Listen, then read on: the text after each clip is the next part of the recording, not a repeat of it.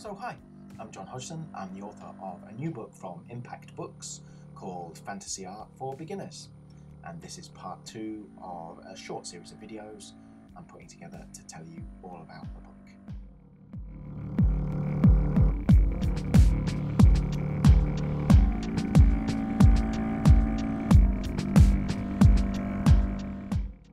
So in the introduction to this little series, I covered the generalities of what's in the book. And in this part 2, I'm going to discuss a little bit about the first section of the book. The book is 128 pages long, and the first section of about 32 pages is devoted to introducing the ideas behind art theory, which can sound really scary, but the whole thing is tailored completely to beginners. So there's nothing horrendous, there's nothing you won't understand. It's all explained. That's the whole idea of this section.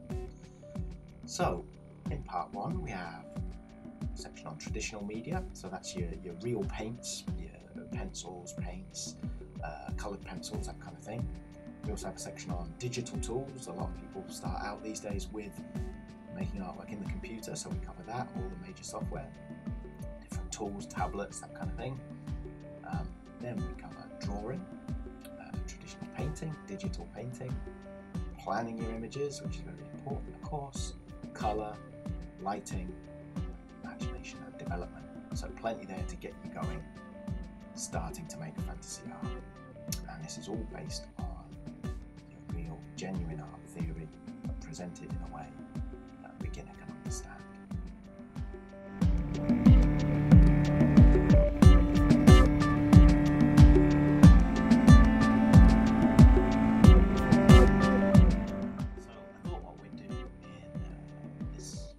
Would be to take a bit of a close-up look at one of these sections on art theory, and I thought, pick one out of the hat. We'll have a look at the lighting section.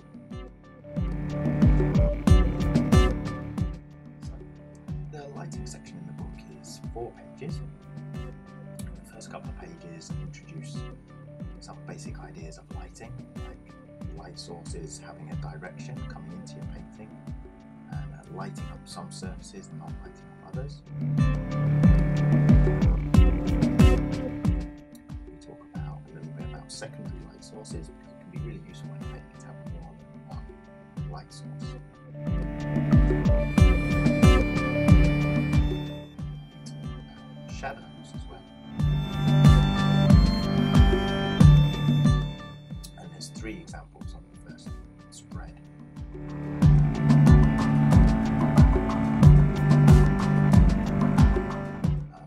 Atmospheric lighting, which is very common in fantasy paintings, like misty, murky kind of light that you often see.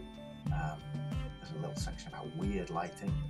There's an example from the Dragon Warrior series of books that I did the covers for. It shows a scene lit by a weird magic crystal in a sort of spooky bog.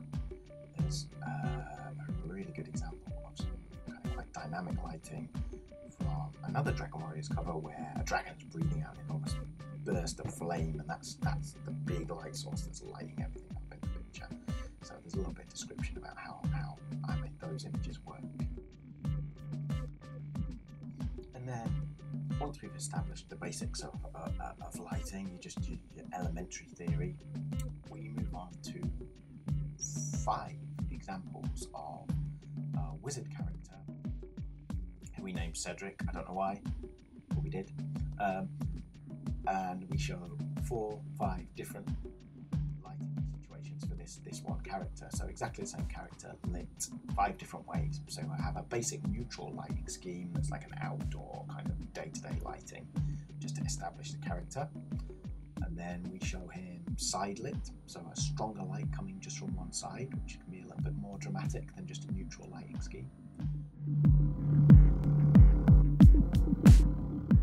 We've got backlighting, kind of a nighttime scene. He's lit from the back by the moon, or hey, whatever moonlight-like kind of lighting you want to decide it to be, but it shows the principles of lighting something up from behind, and how very dramatic that can be.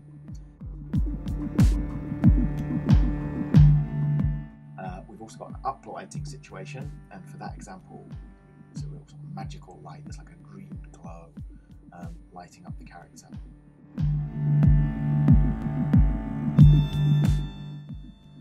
final one is just a little nod to spotlighting, which is really popular at the moment. A lot of the cool kids are using this spotlighting, where you cast like a little strip of light or a circle of light on the focus of your image, and that lights it up and helps guide the eye of the viewer to where you want it to be.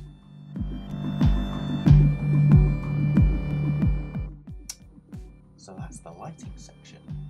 Just a brief overview now. Obviously you want to read it in the book to really get the full effect.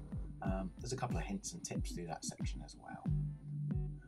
Throughout the book there's these little scrolls and a little art ranger dude who helps you out with some top tips. So there's a couple of those in there as well.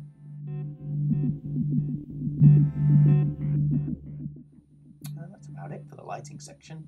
Just an overview, easily digested.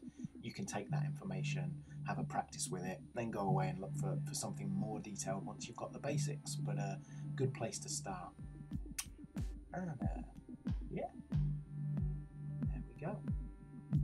So I'll be back later on, might be a couple of weeks again, I'm afraid. Depends how busy I get with commissions and so on, but I should be back with another video about the second half of the book, which is the step-by-step walkthroughs, and that's the big chunky part of the book. That's 2/3 of the book, is these walkthroughs of 6 classic fantasy images, and I take you step by step how I made these 6 paintings. So stay tuned for that. Thanks for dropping by. Hope you enjoyed it. Show big pistols.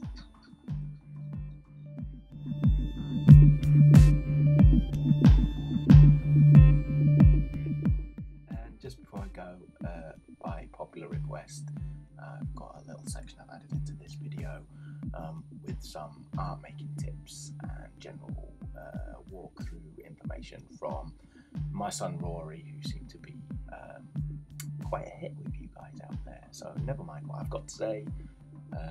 Cue Rory. So what are you painting today, Rory? A fishy. A fish? Oh wow.